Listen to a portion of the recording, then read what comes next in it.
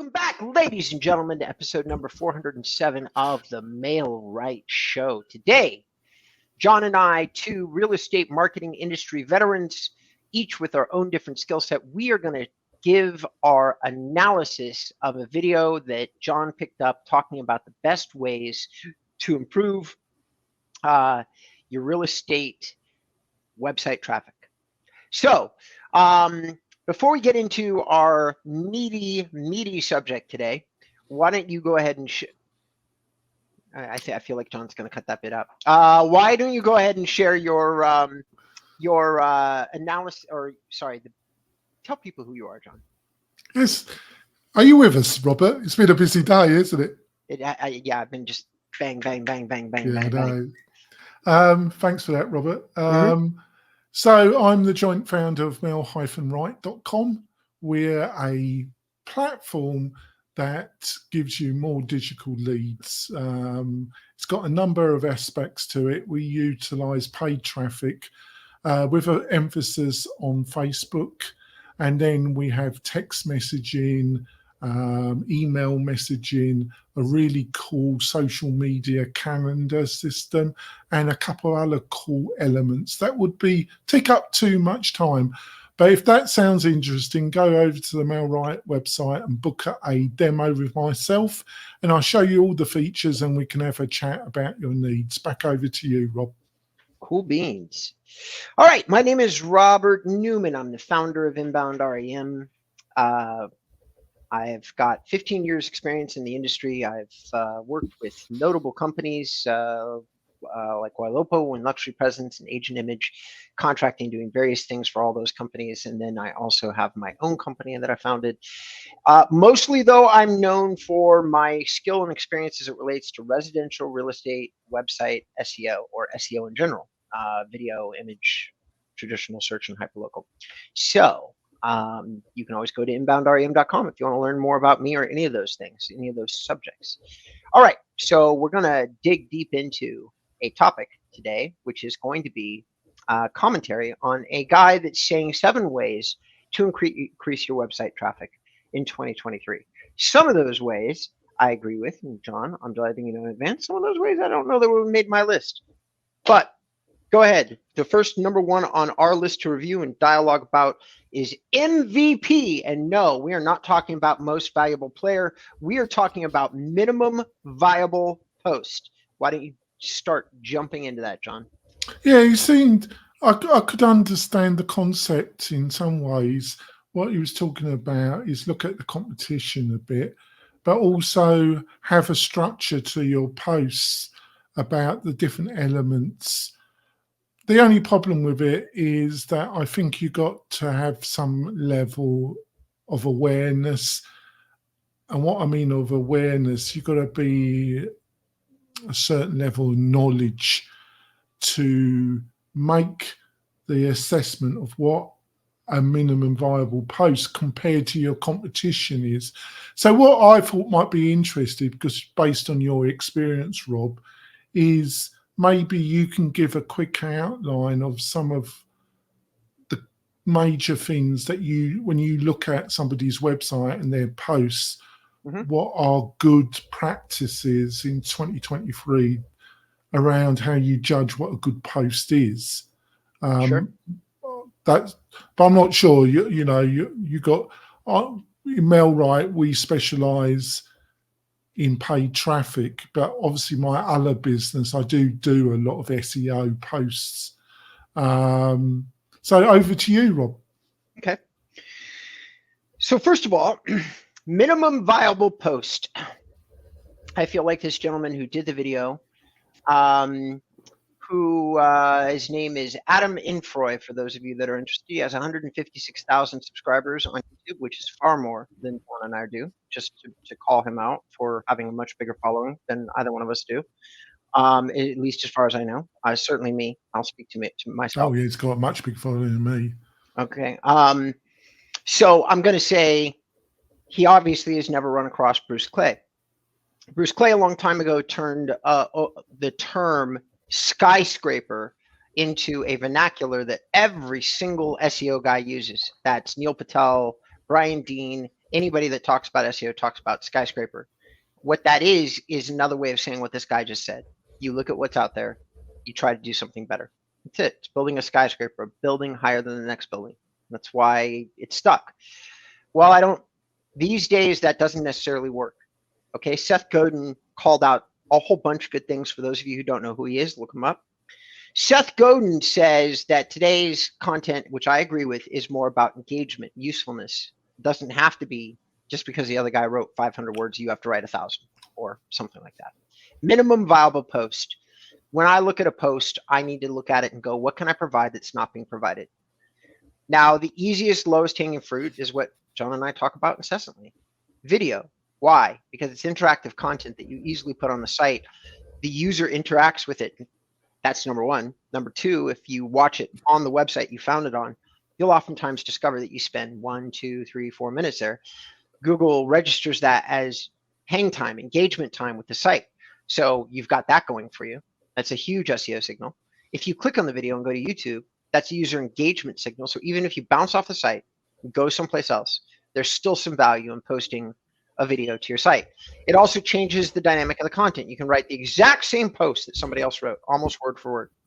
But if you put a video on it that has a fairly educated opinion about the subject, you've now created what is effectively a much better piece of content, because perhaps you've added commentary that makes somebody engage with the written word better.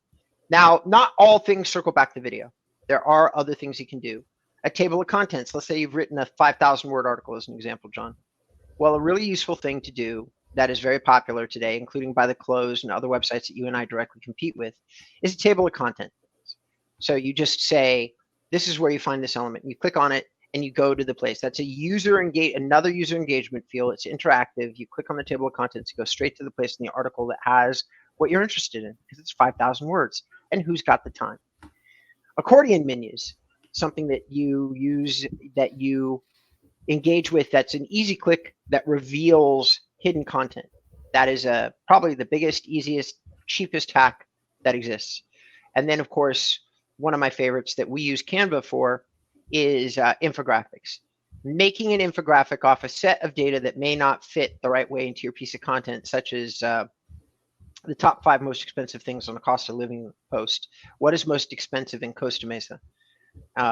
Gas, groceries, whatever it is, right? But you create a little infographic with a couple little pictures. Somebody doesn't even have to read the infographic. They just go, oh, groceries, gas, and boat slippage fees are the most expensive thing in Costa Mesa. Got it. All right. So when you're talking about most viable content, the way I read into that is look at what you're competing against and provide something different or better. It doesn't have to be longer. Yeah, I think that, but I also think he meant the layout, because I'm looking at your website and your blogs, and obviously they're highly optimized. Obviously you have your table content available on the left side of all your blog posts. You've got a video on most of your blog posts, and then on the right hand side, because I think you're using Elementor, aren't you? As your Elementor, yeah. And on your right, you've got your recent posts, you've got your categories. Categories is he's putting certain posts in, grouping them in certain categories. And then you've got recent comments, and then you've got your review section as well, where you've got people giving reviews as well about inbound marketing. And then on the page, you got it split up. You got tables of tables, written content, and images, and you go for the same kind of layout depending on the blog post. But I think that there were the things that he was talking about, having a consistent layout that's really optimized, because obviously you and your team are experts on this, and this kind of layout, when I'm going to compete with a particular term, I can tell straight away, like you, that the people that own the website, know what they're basically doing, because they've optimized it quite a bit. Would you agree with what I just outlined? Yeah, absolutely. All right, we've got a lot. Like I said, this is a meaty topic, everybody. So we're going to move into number 2. Producing information posts. It's all about ideas, baby. That's what you got on here. On the actual guys thing, it says create a content assembly line, which I think is his way of saying content ideas. But share your thoughts with me on what you meant when you were saying it's all about ideas, baby. Yeah, he information, and then there was another category he utilised as well. But I think in the particular, because this was article in the general area of producing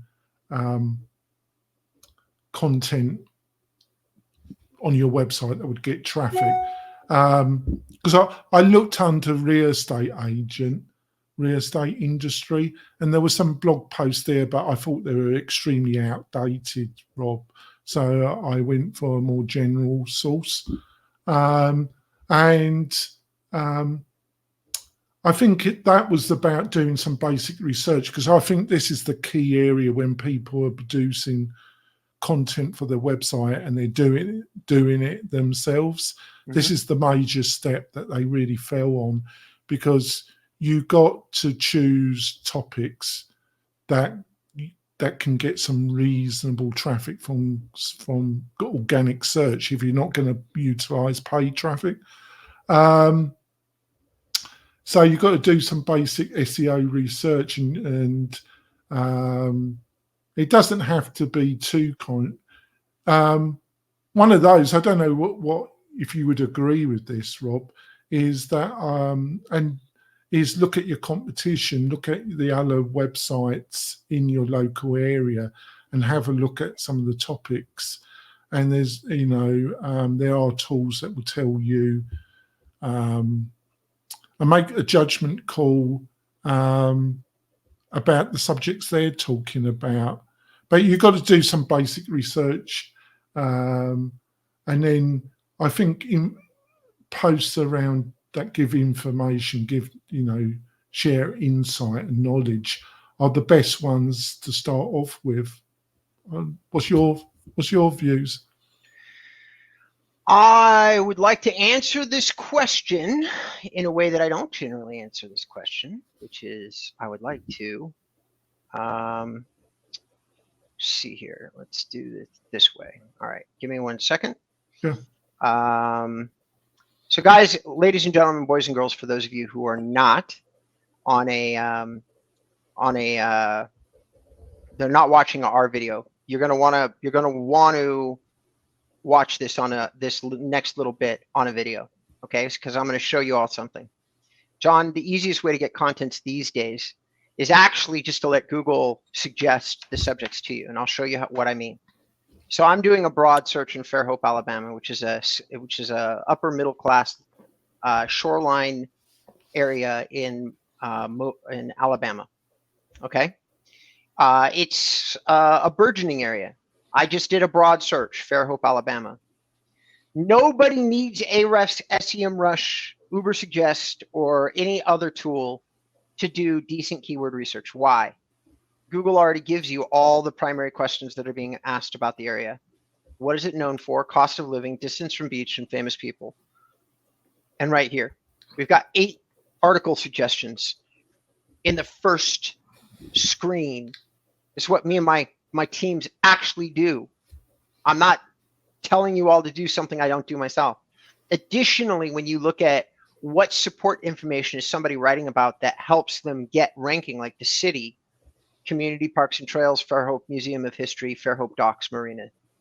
All right, so now already we know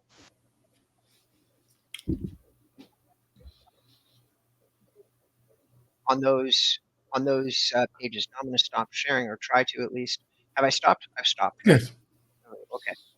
So, ladies and gentlemen, when it comes to content ideas or writing content, I think a lot of people just overcomplicate it. You might need to fancy it up a bit by saying the most asked question about cost of living in Fairhope, Alabama, or I keep my blog title subject simple. Generally speaking, the head of my brand and content team does not. He adds these really long titles onto our blog, John, but I don't get in his face about it. But with me, I always stick to simple titles, and I usually do look exactly what the top questions are that people are Yeah. asking about an area. Yeah, and I think unless you're dealing with very competitive metropolitan areas where some of the real estate competition probably got in-house professional SEO and copywriting staff in-house, or they're hiring an agency like you, just doing some basic research that you've just shown and linking it to the previous point that we discussed, you're going to be heads in front of most of the competition, aren't you? Correct. What we're going to go to break in a second here, but ladies and gentlemen, everybody overcomplicates like blog posts. People like me get paid tons of money to overcomplicate it. Even other content producers oftentimes accidentally complicate their content. The only thing you really need to know is that as a real estate agent, you are supposed to be a lifestyle and a transactional expert. That's really what your profession kind of dictates that you should be. So then the next question is, what kind of questions are people asking about homes? Good God, I hope you know the answer to that. And then the other question is, what people are people asking about the area that you serve? And I just showed you the way that we use. Like the other way that you can go is you can go onto Core and you can say questions about Fairhope, Alabama. 2 rock solid ways to create, because you just want to create answers that may not already be out there about questions that people have. It's the easiest way to create blog content. Questions that people have about your area. TripAdvisor, Quora, and Google itself are all the areas that we use to get what those questions are. All right. So, ladies and gentlemen, we're going to go to break. When we come back, we're going to talk about why titles are important. We may dig into keyword research a little bit more, but I kind of feel like we covered that subject.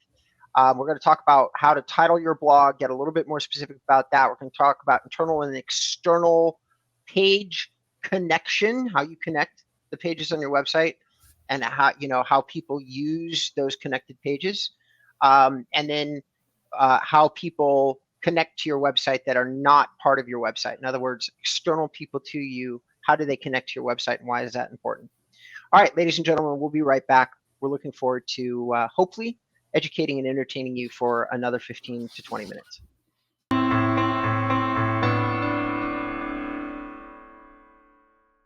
Welcome back, ladies and gentlemen. Today we are talking about the best ways to improve your real estate website traffic. This makes the assumption that you have a website. It makes the assumption that hopefully you have enough control over your website to feel comfortable investing your time and energy into improving the traffic on your website. And we're going to talk very briefly about leads, because mostly what I'm noticing these subjects about are actually traffic. And traffic and lead generation, 2 entirely different categoric subjects. So, John, the next subject that we have on here, do you feel like we kind of covered number 3, basically semi-copy or competition post titles? Well, it's just the titles are important. I think they're one of the main things that Google looks at. So look at do what we outlined in part 2 that you showed. Look at the posts.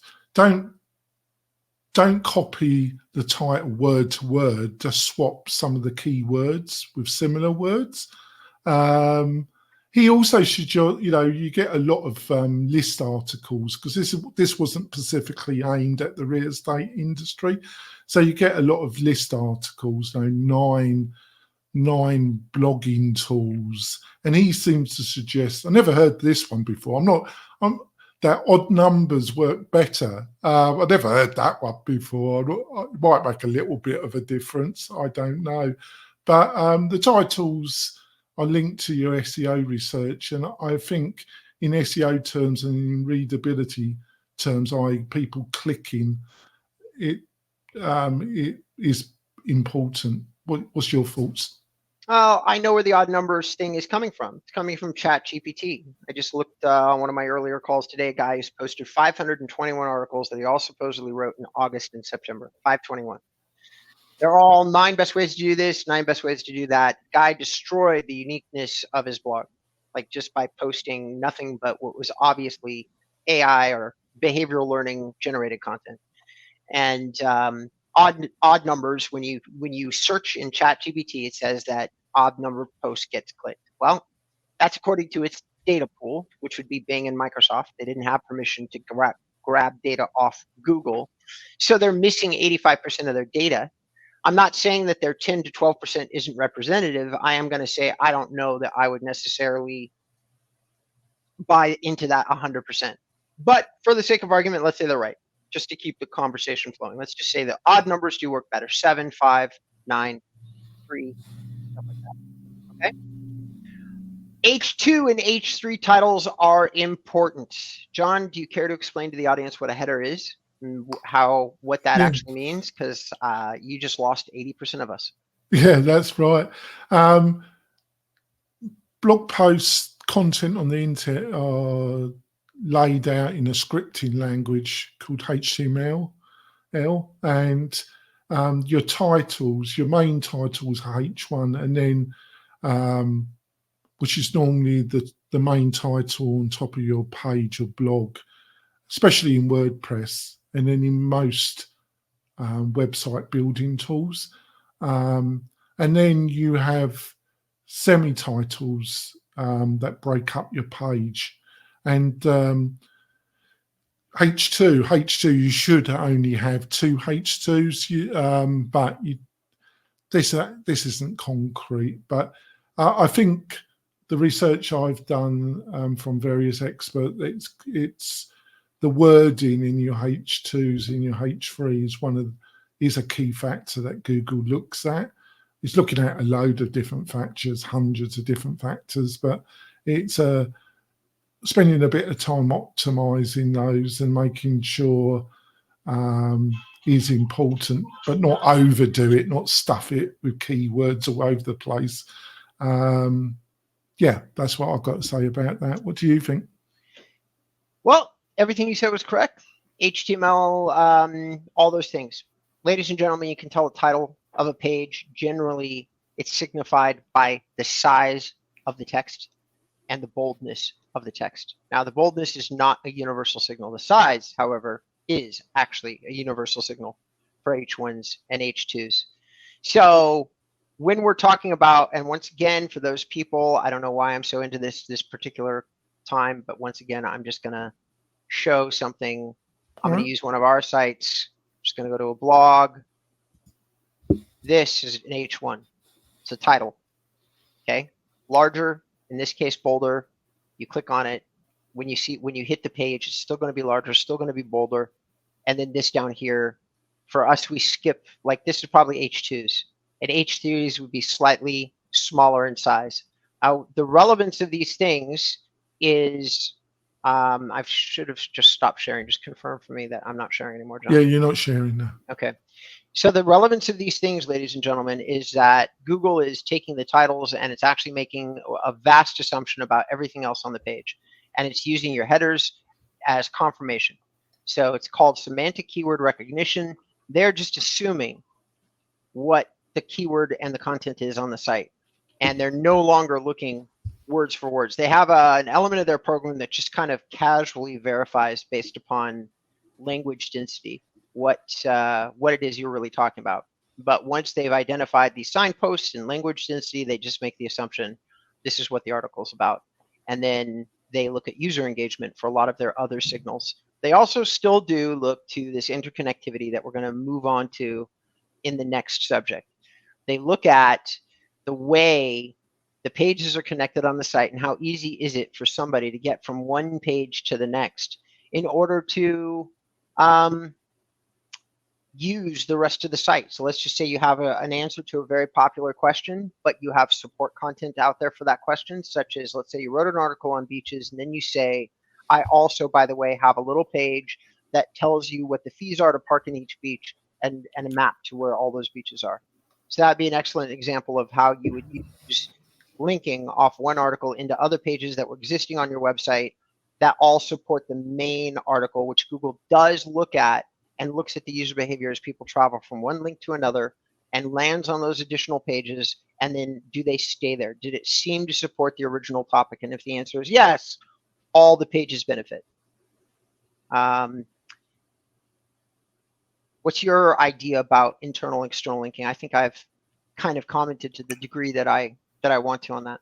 Yeah, I think there's two levels to this, because obviously the SERPs areas tend to look at page authority. I think to some degree Google's moving away from that, from page authority to more domain authority, because of AI, because of changes in technology. So they're, to some extent, and I might be totally wrong, but I'm just going by what I'm hearing, and the professionals in this sector that I follow, they say domain authority is becoming a bit more important, and it always has. But the other factor is they do like to see internal links to other sectors of your website from your posts. There's like Robert and a more aware, more professional person that's working on the websites, they would have silos. It's called silos in the industry. A silos around a particular sub topic, and they group pages that feed domain authority juice to one main page. It's a wheel where you've got a central hub and you've got pages that feed authority into the main page. But you've got to be at kind of Roberts and his team level to understand all this. If you're a DIY person, or I would say just make sure that if you've got about 3 or 4 pages around a particular subject, it's great to link them.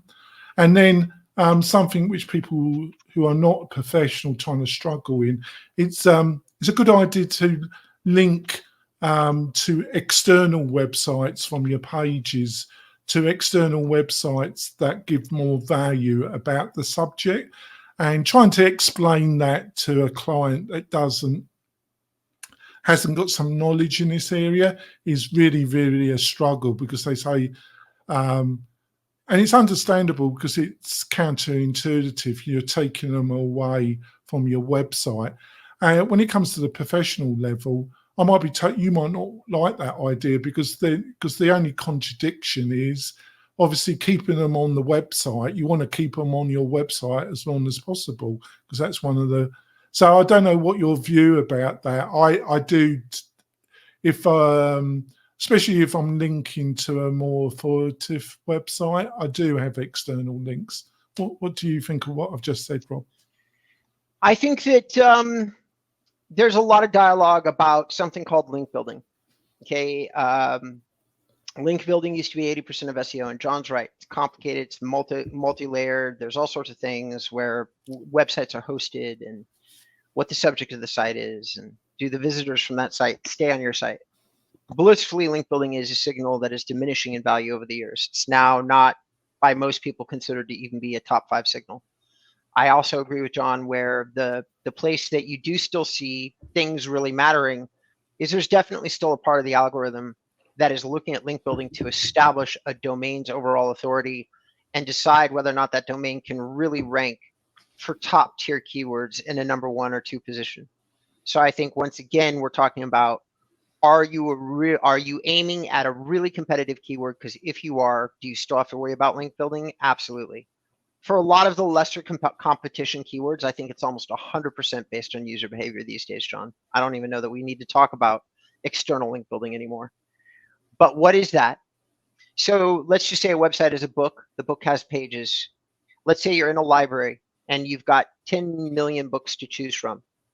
And you go to a librarian, and the librarian you say, I want to find out something about hunting deer in the state of Wyoming.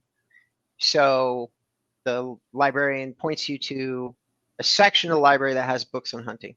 That point is the same thing as a referral link that a website would do to a broad subject that you had. Internal linking would be the specificities. Once the book is there and it's opened and it's very, very credible, like let's just say that you go to that section of the library, instead of just one librarian down at the bottom, there's another librarian. And now you say to that librarian, where's this book on deer hunting? And they go, well, you should try this book, and that book. That is what a website does when it refers somebody to you. It is literally saying, we think that these websites are the most authoritative on those subjects. Do they know that you really necessarily have the specificities of the answer? No, not necessarily. But if the librarian is considered a subject matter expert, depending on the library that you're in, and they refer you, then of course that expertise transfers, because that librarian is supposed to know what they're talking about, right? That's the same thing as websites and linking, John. That's the same thing that high quality linking focuses on.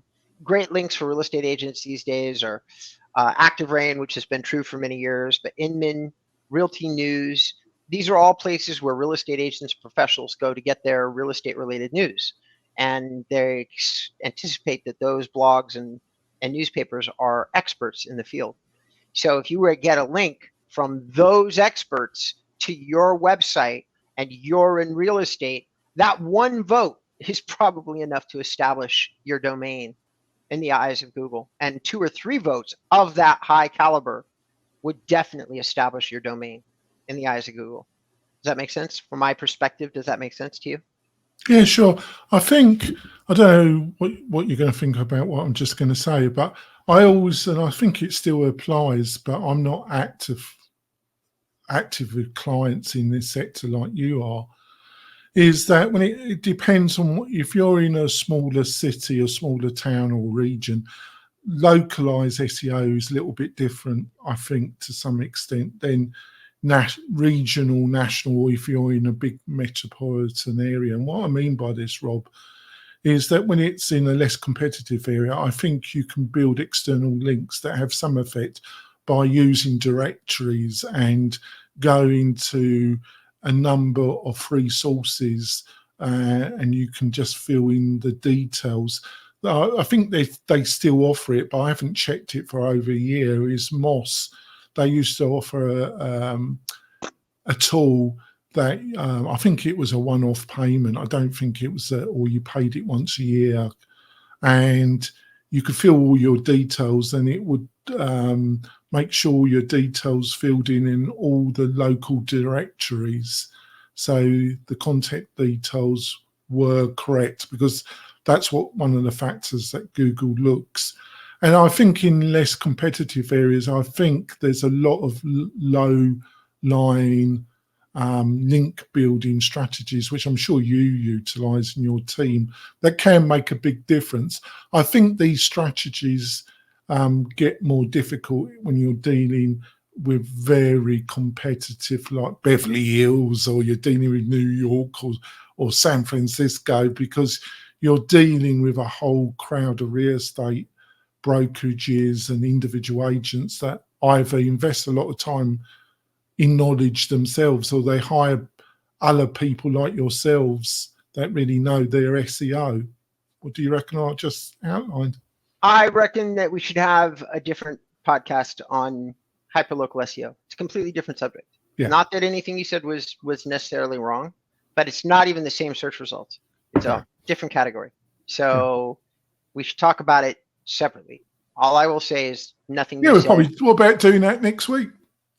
Beautiful. We're going to do that. So, ladies and gentlemen, we're going to wrap this show up. It's been about 35 minutes, which is somewhere in the neighborhood of how long we tend to like to go.